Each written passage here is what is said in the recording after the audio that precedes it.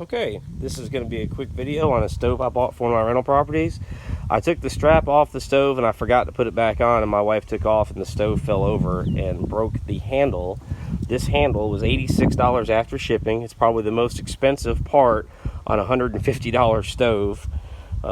When you take the handle off, make sure when you take off these two screws in the corner, you're going to have to hold on to this metal and this glass on the side, because the whole thing's going to fall out and you could break your glass. This is going to be a Whirlpool Gold Series self-cleaning oven.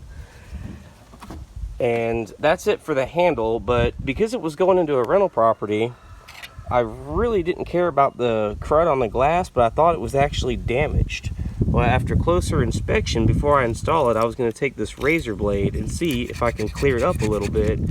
And surprisingly, I believe it's going to clean up like brand new, because this is going to go all the way down, and that's just leftover cooking residue. So I think if you get a good buy on a stove that looks like it's pretty beat up on the glass, you may could just take this razor blade and make it look new again with a little bit of elbow grease. So yeah, this is going to clean up nice. Anyway, this is AJ with Life Happens. Have a good day.